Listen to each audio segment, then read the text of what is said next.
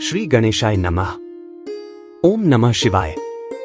आप सुन रहे हैं शिव पुराण कैलाश संहिता के पहले अध्याय से 10वें अध्याय तक। आप सुनेंगे इस एपिसोड में व्यास जी एवं शौनक जी की वार्ता, पार्वती जी का शिव जी से प्रणव प्रश्न करना, प्रणव पद्धति, संन्यास का आचार व्यवहार, संन्यास मंडल की विधि, न्यास वर्णन, शिव ध्यान एवं पूजन, वर्ण पूजा, शिव के अनेक नाम और ओंकार, सूतोपदेश वर्णन। कैलाश संहिता प्रारंभ। प्रथम अध्याय। व्यास जी एवं शौनक जी की वार्ता। जो प्रधान प्रकृति और पुरुष के सृष्टि, पालन और सहार के कारण हैं, उन पार्वती देवी एवं देवाधिदेव भगवान शिव को उनके गण एवं पुत्रों सहित बारंबार प्रणाम है। ऋषियों ने कहा, हे महामुने, आपने हम पर कृपा करके हमें उमा संहिता सुनाई। अब आप हम पर कृपा कर हमें शिव तत्व को बढ़ाने वाली परम दिव्य एवं कल्याणकारी कैलाश संहिता सुनाइए।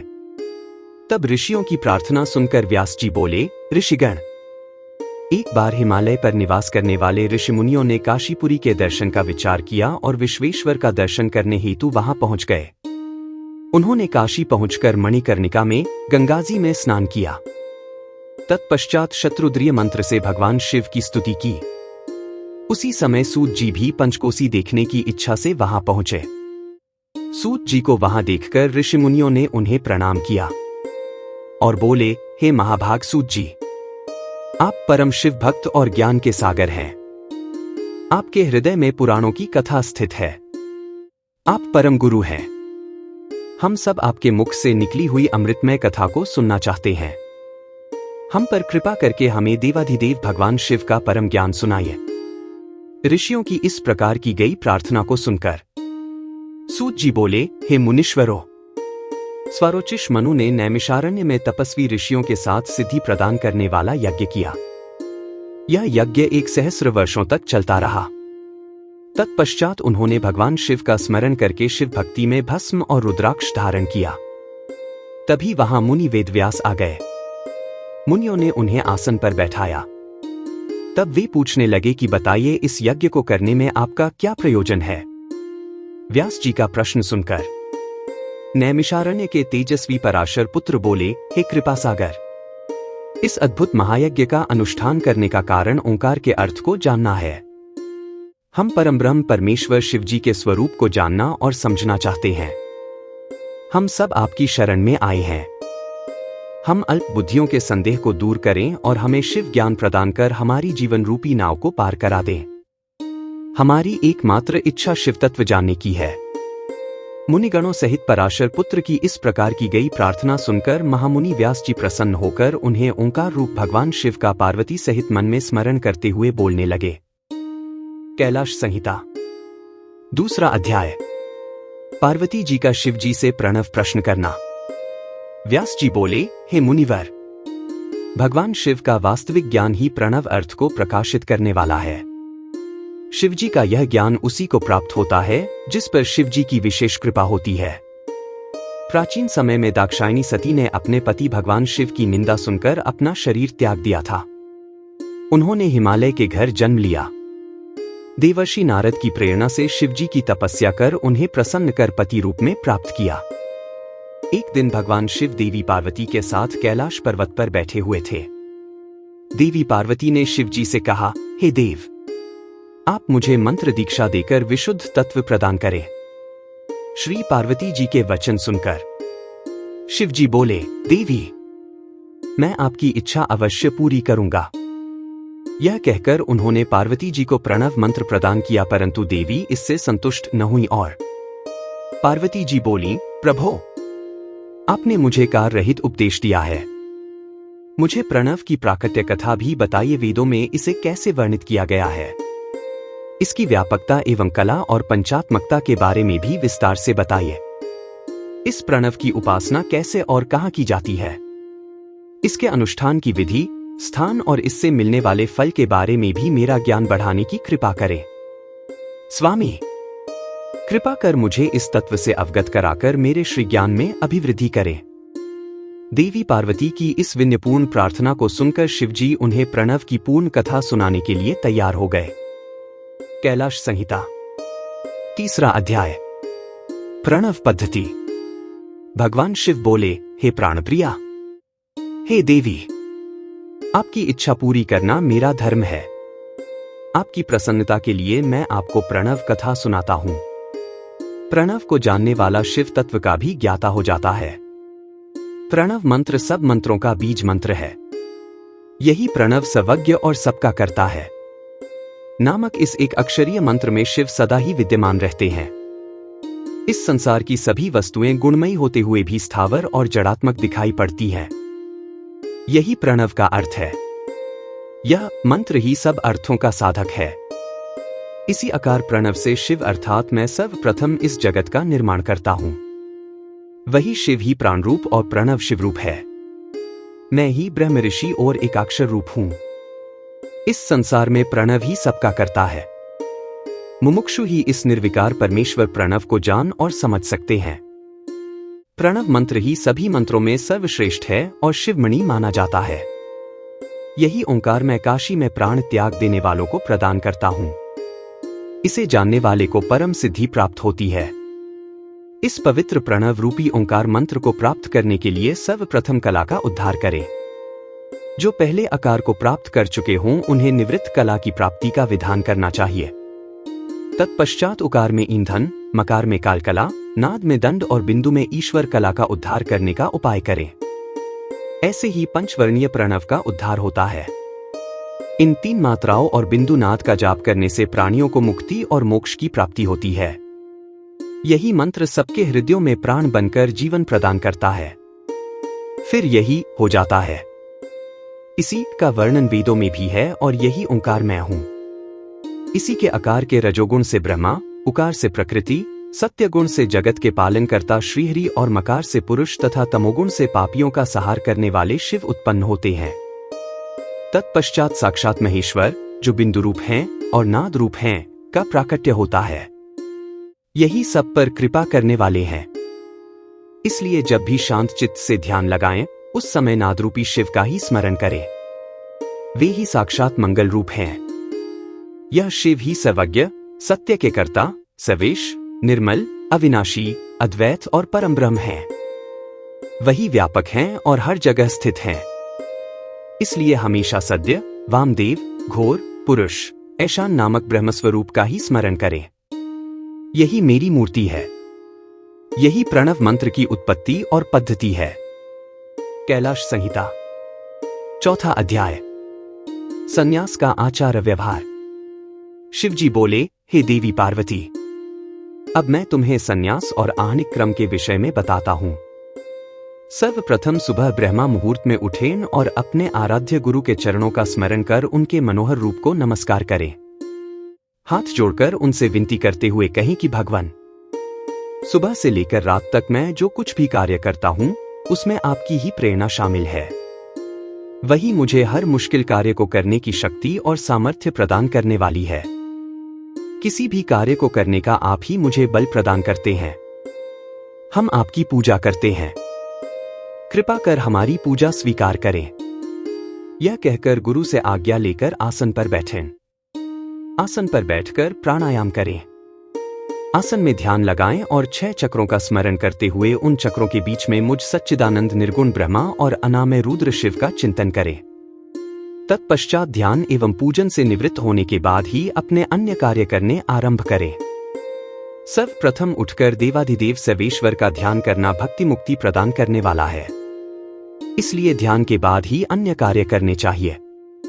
फिर अपने नित्य प्रतिदिन के कार्यों को करें। स्नान करने के पश्चात पुनः गुरु द्वारा बताई विधि के अनुसार पंचाक्षरी मंत्र का जाप करें।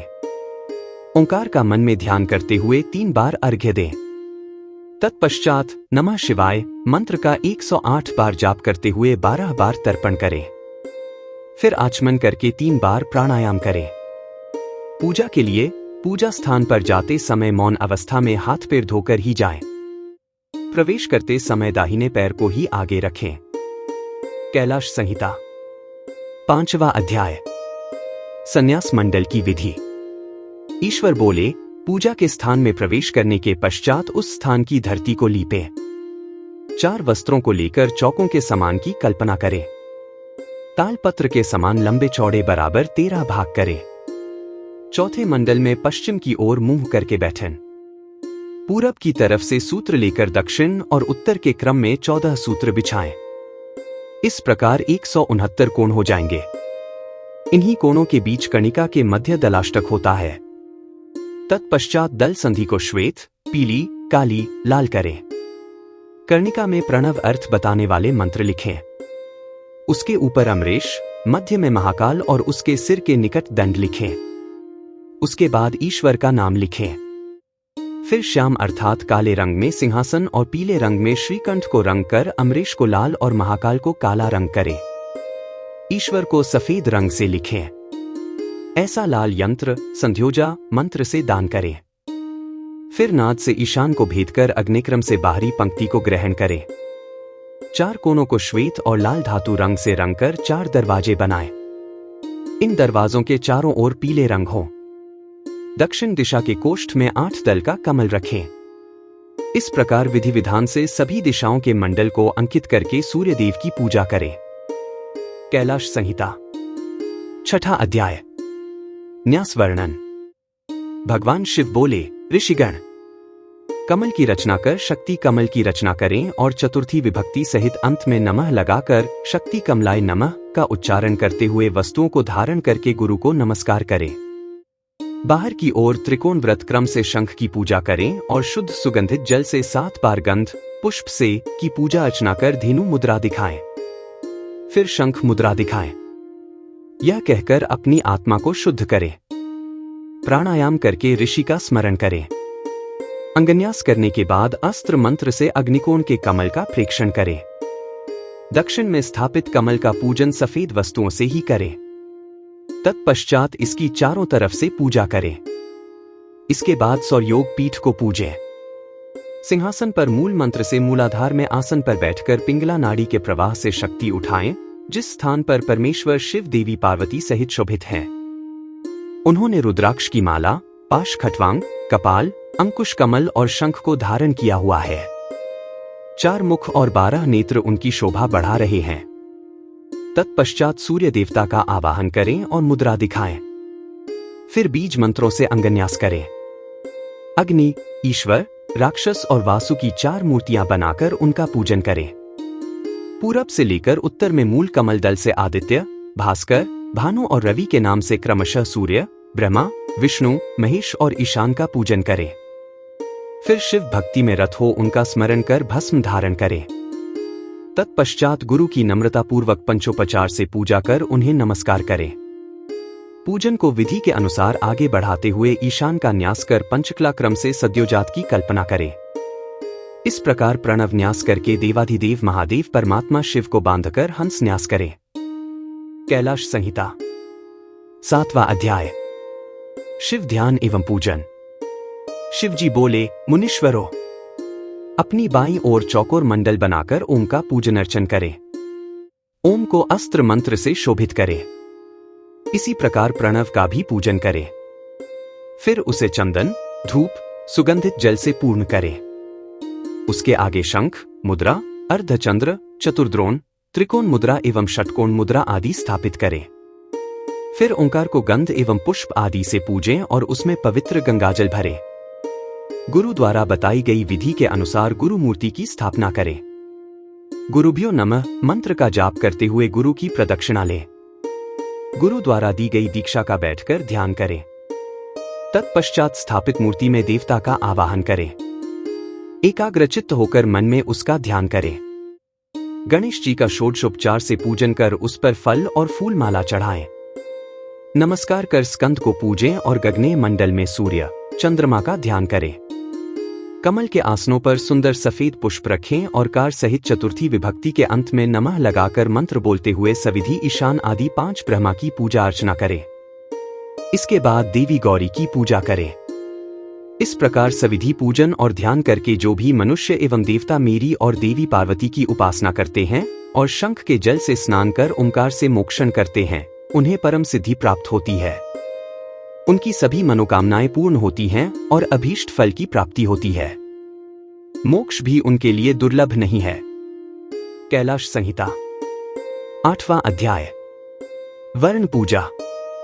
सर्वेश्वर शिव बोले, हे देवी, बुद्धिमान और विद्वान मनुष्य एवं देवगण को पूजा करते समय सर्वप्रथम गणेश और कार्तिकेय का पूजन करना चाहिए।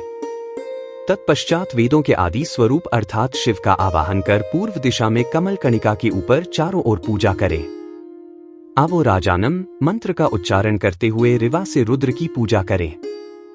फिर कणिका दलों में आवाहन करें। शिव को पूर्व में, हर को दक्षिण में, शिव को उत्तर में और भव की पश्चिम दिशा में यथाक्रम के अनुसार पूजा करें। ओरा, उपा, ओंग्या, ओला, अर्पण पूर्णवम, ओ वा, ओ सा और वेद के इन 10 मंत्रों से लोकपालों का पूजन करें। तत्पश्चात दक्षिण दिशा में ईशान देव की पूजा करें। ब्रह्मा और विष्णु का विधि विधान के अनुसार षोडशोपचार से पूजन करें। फिर 5वें आवरण में ओंकार रूपी शिव का स्मरण एवं ध्यान करते हुए सविधि पूजन करते हुए नैवेद्य चढ़ाएं और अर्घ्य दें।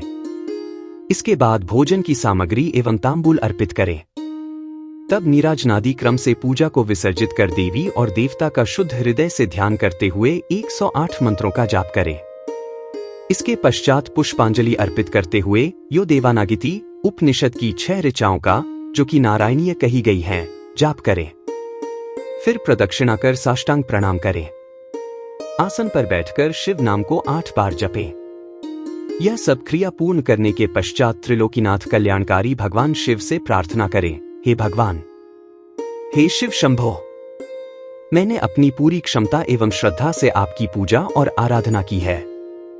यह कहते हुए शंख के जल और पुष्पों को चढ़ाएं। फिर अर्घ्य देकर 8 बार नाम जपें। कैलाश संहिता 9वां अध्याय। शिव के अनेक नाम और ओंकार। शिव जी बोले, हे देवी, शिव, महेश्वर, रुद्र, पितामह, संसार, वैद्य, सर्वज्ञ और परमात्मा ये देवाधिदेव महादेव के मुख्य 8 नाम हैं। इन्हीं 8 नामों का प्रतिदिन जाप करना चाहिए। शिव, शंकर और महादेव ये सभी नाम शिव स्वरूप ही हैं। उपाधियुक्त होने के कारण शिव के अनेक नाम हैं। वे परिशुद्धात्मा हैं। शिव के विशाल और अनगिनत गुणों के कारण ही उन्हें ईश्वर की संज्ञा दी गई है। 23 तत्वों से परे प्रकृति और प्रकृति से परे 25वां पुरुष है।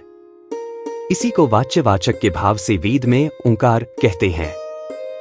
वेद में जानने योग्य आत्मस्वरूप वेदांत में प्रतिष्ठित ही परमेश्वर है। पुरुष और प्रकृति इन्हीं के अधीन है। वही अविनाशिनी माया के स्वामी हैं और त्रिगुण तत्व के रक्षक हैं। वे शिव ही मोक्ष प्रदान करने वाले और सबके दुखों को दूर करने वाले हैं। इसी कारण उनका नाम रुद्र पड़ा। इस प्रकार शिवजी के मुखारविंद से वेद से भरे अमृतमयी स्तोत्र को सुनकर देवी पार्वती मन में बहुत हर्षित हुईं और उन्होंने शिवजी को हाथ जोड़कर बार बार प्रणाम किया। यह प्रणव अर्थ बहुत गुप्त है और समस्त दुखों का नाश करने वाला है। व्यास जी ने भक्ति भाव से पूरी कथा कही, जिसे सुनकर सभी ऋषिगणों ने उनकी पूजा और बहुत आदर सत्कार किया। तब प्रसन्न हो ऋषियों ने अनेक अनुष्ठान किए।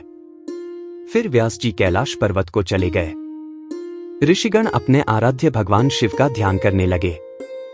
यह कथा देवी पार्वती ने स्कंद को, स्कंद ने नंदी को, नंदी ने सनत कुमार जी को और उन्होंने महर्षि वेदव्यास जी को सुनाई। यह कहकर पुराण वेत्ता गुरुसूत जी पुनः तीर्थ यात्रा पर चल पड़े। कैलाश संहिता 10वां अध्याय। सूतोपदेश वर्णन।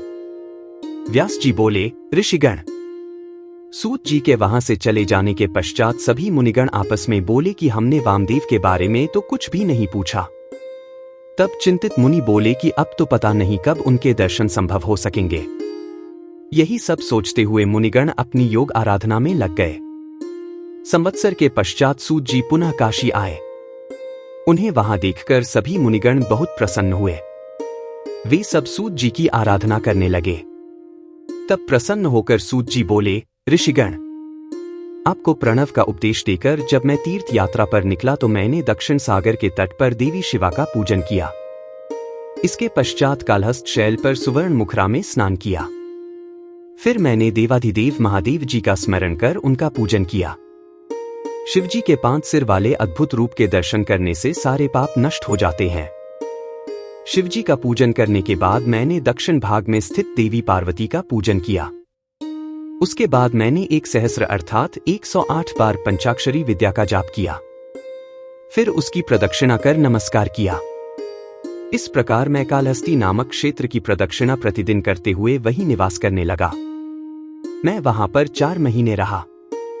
तब मुझ पर महाज्ञानमयी प्रसून कालिका की कृपा दृष्टि हुई और उनका प्रसाद मुझे प्राप्त हुआ। तत्पश्चात देवाधिदेव शिव शिवा को प्रणाम कर उनकी 12 बार प्रदक्षिणा करके मैं यहां आया हूं। हे ऋषिगण, आप मुझे बताइए कि मैं अब आपके लिए क्या करूं।